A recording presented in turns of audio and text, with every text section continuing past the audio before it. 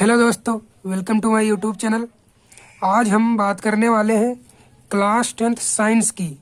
Class 10th science के अंतर्गत 50 महत्वपूर्ण टॉपिक आपको बताने वाले हैं। इस 50 महत्वपूर्ण टॉपिक में से आपके 100% मार्क्स जो है पक्का हो जाएगा। 70 में 70 मार्क्स आपके पक्का हो जाएगा 2022 में। अगर इसको पढ़ लिया, जो टॉपिक मैं आपको बताने जा रहा हूँ बहुत ही इम्पोर्टेंट है और ये 100% पक्का 2022 में आएगा। 1 से 15 अध्याय तक आपके सभी इम्पोर्टेंट टॉपिक लेकर आया हूँ। 50 महत्वपूर्ण टॉपिक हैं और ये 2022 में आने की संभावना बहुत अधिक है, क्योंकि इन्हीं में से आपके हर साल बोर्ड एग्जाम में से पूछे जाते हैं। तो अगर ये 50 महत्वपूर्ण आप अगर टॉपिक पढ़ लेते हैं तो आपके 70 में 70 मार्क्स पक्का हो जाएगा। तो चलिए वीडियो को स्टार्ट करते हैं। अगर चैनल पर नए हो तो सब्सक्राइब कर लीजिए और बेल आइकन को प्रेस कर दीजिए। देखिए, पहले जो हम बात करेंगे वो केमिस्ट्री की बात करेंगे। केमिस्ट्री में सबसे पहले आपको पढ़ना क्या है, रासायनिक अभिक्रिया एवं इसके प्रकार पढ़ लेना है, क्योंकि रासायनिक अभिक्रिया किसे कहते हैं और उसके जितने प्रकार हैं रासायनिक अभिक्रिया के 2, 4, 5 हैं, उसके प्रकार आपको पढ़ लेना है, जिससे कि ये बहुत ही इम्पोर्टेंट टॉपिक है और ये पहला चैप्टर इसी में से पूछा जाता है। अगर पहले चैप्टर से इम्पोर्टेंट क्वेश्चन पूछे जाएंगे तो इसी में से पूछे जाएंगे, या तो रासायनिक अभिक्रिया पूछी जाएगी या फिर उसके प्रकार पूछे जाएंगे। अब ये दूसरा जो इम्पोर्टेंट टॉपिक है ये दूसरे चैप्टर से है। अम्ल क्षार की परिभाषा पूछ लेते हैं, उदाहरण सहित अम्ल क्षार की परिभाषा पूछेंगे, या फिर आपसे पूछ लेंगे कि जो है 5 लवण आपके जो दिए गए हैं 5 लवण, उनमें से किसी एक लवण को आपसे बोर्ड परीक्षा में पूछ लिया जाता है। तो ये इम्पोर्टेंट टॉपिक आपको पढ़ लेना है। तीसरा जो है विद्युत रासायनिक श्रेणी किसे कहते हैं, यानी कि विद्युत रासायनिक श्रेणी पढ़ लेना है तीसरे चैप्टर में, और उसमें पढ़ लेना है आपको भर्जन व निस्तापन। अगर तीसरे चैप्टर में पूछा जाएगा तो सिर्फ इन्हीं 3 इम्पोर्टेंट टॉपिक हैं जिससे आपके बोर्ड एग्जाम में पूछा जाएगा, और इससे बाहर तीसरे चैप्टर में कुछ भी पूछा नहीं जाएगा। तो अब हम चलते हैं चौथे चैप्टर की ओर। चौथा चैप्टर जो आपका बहुत ही इम्पोर्टेंट है, यहाँ से 10 नंबर का पूछा जाता है, 10 मार्क्स का। यहाँ से 10 मार्क्स का केमिस्ट्री का आधा पेपर यही से बनता है। इसमें क्या पूछा जाता है, पूछा जाता है क्रियात्मक समूह, क्योंकि बहुत ही इम्पोर्टेंट टॉपिक है और इसमें से ज़्यादातर पूछी जाती है। हर साल लगभग ये आपके बोर्ड एग्जाम में आती है सजातीय श्रेणी। तो इस सजातीय श्रेणी को आपको जरूर पढ़ लेना है। और क्या पढ़ना है आपको, इसमें IUPAC नाम तो आपने देखा ही होगा कि ये 100% आपके बोर्ड एग्जाम में आएगा ही आएगा। IUPAC नेम आपके 2 नंबर के आते हैं और ये तय है 100% आपके बोर्ड एग्जाम में आएगा। और जो ये इम्पोर्टेंट टॉपिक है साबुनीकरण। साबुनीकरण लगातार 10 सालों से आ रहा है, मैंने आपको पढ़ा चुका हूँ, और अगर वीडियो नहीं देखा है तो डिस्क्रिप्शन में लिंक है, आपको मिल जाएगी, वहाँ से आप लोग देख सकते हैं। अब चलते हैं, अगला इम्पोर्टेंट टॉपिक क्या है। अगला इम्पोर्टेंट है एथिल एल्कोहल। एथिल एल्कोहल इसको भी पढ़ लेना है, ये चौथे चैप्टर से ही है। अगर ये 50 महत्वपूर्ण टॉपिक आपने पढ़ लिए तो आपके 70 मार्क्स बिल्कुल पक्का होने वाला है, तो वीडियो को लास्ट तक जरूर देखना। अगला जो इम्पोर्टेंट टॉपिक हमारा है वो है एसिटिक अम्ल। एसिटिक अम्ल जो है ये 7 नंबर में क्वेश्चन पूछा जाता है आपके बोर्ड एग्जाम में। एसिटिक अम्ल जो चैप्टर 4 से है आपके केमिस्ट्री में, चैप्टर 4 से, तो इसको पढ़ना बहुत ही इम्पोर्टेंट है, क्योंकि यहाँ से सबसे ज़्यादा जो क्वेश्चन बनते हैं वो चैप्टर 4 से केमिस्ट्री में क्वेश्चन बनते हैं। तो इसको पढ़ के जरूर जाना है आपके बोर्ड एग्जाम में। और जो अगला है वो क्लोरीनीकरण। क्लोरीनीकरण जो सूर्य के प्रकाश में क्रिया होती है उसको पढ़ के जाना है। और ऑक्सीकरण, ऑक्सीकरण क्या है, इसमें क्या होता है, इसको पढ़ के जाना है, ये इम्पोर्टेंट टॉपिक है। अब ये इतना केमिस्ट्री का हो गया, आपके 20 नंबर पक्के हो जाएंगे अगर इतना आपने पढ़ लिया। सिर्फ जो है 9 इम्पोर्टेंट टॉपिक आपको बताए गए हैं, अगर इतना आपने कर लिया तो आपके 20 नंबर पक्के हो जाएंगे। इसी में से आएंगे 20 नंबर, इससे बाहर एक भी क्वेश्चन आपके बोर्ड एग्जाम में आने वाला नहीं है, ये मेरा दावा है। अब अगला हम बात करते हैं कि जो है पाचन तंत्र। ये पाचन तंत्र आपके बोर्ड एग्जाम में पूछा जाता है कितने नंबर का, ये 7 नंबर का आपके बोर्ड एग्जाम में पूछता है कि पाचन तंत्र का सचित्र वर्णन कीजिए। और ये बायो से है, बायो का जो पहला चैप्टर है उसमें पाचन तंत्र आपका दिया गया है और उसमें से 7 नंबर का पूछता है कि पाचन तंत्र का सचित्र वर्णन आपको करना है। तो इसको आपको जरूर पढ़ के जाना है, जो लोग पढ़ के नहीं जाएंगे 7 नंबर अपना खोएंगे। तो ये चैप्टर हो गया। अब देखिए जो है आधुनिक आवर्त सारणी, आधुनिक आवर्त सारणी में भूल गया था, इसको भी आपको पढ़ना ही केमिस्ट्री का है।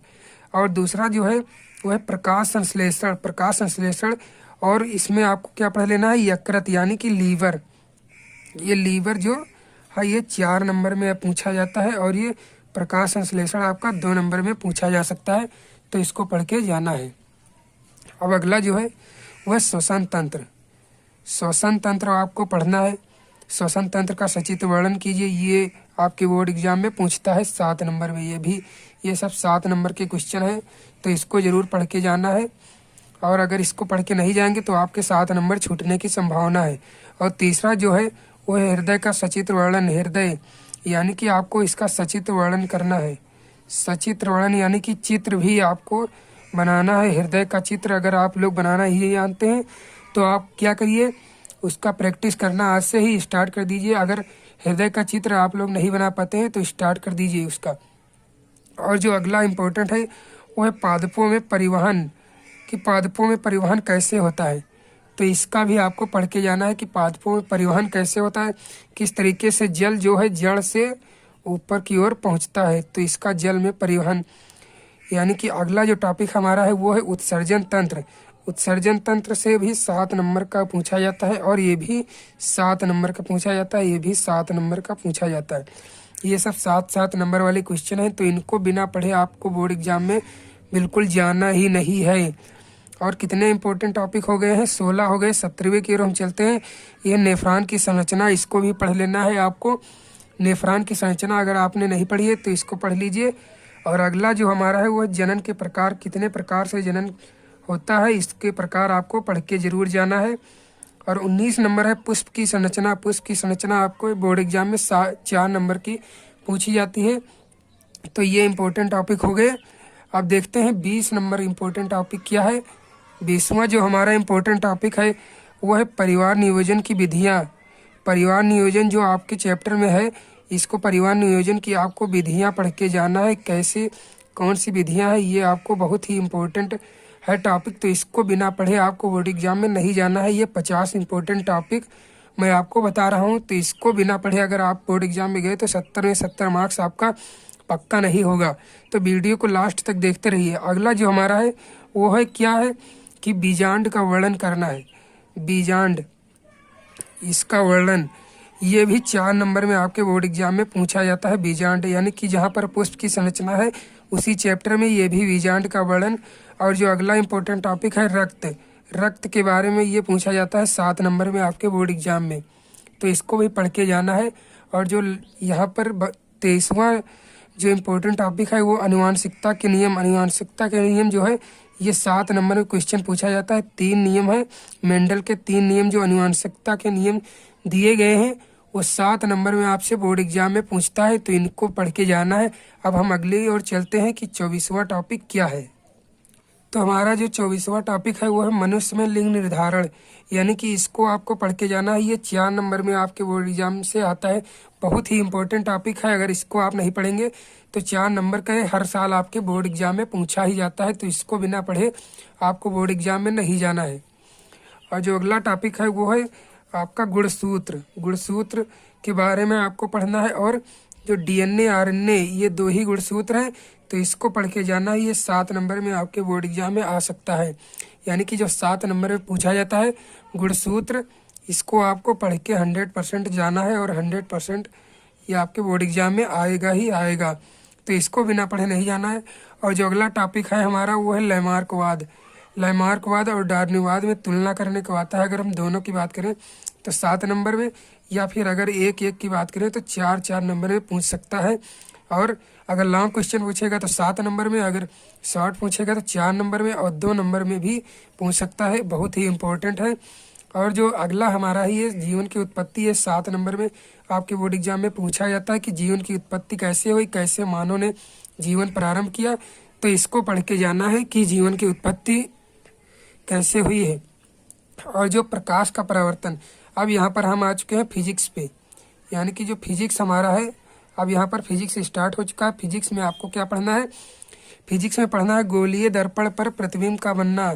गोलीय दर्पण पर प्रतिबिंब का बनना, जितनी स्थितियाँ होती हैं 5 या 6 स्थितियाँ होती हैं, उनको आपको पढ़ना है और उनमें से एक स्थिति आपके बोर्ड एग्जाम से आएगी ही आएगी, तो इनको पढ़ के जाना है।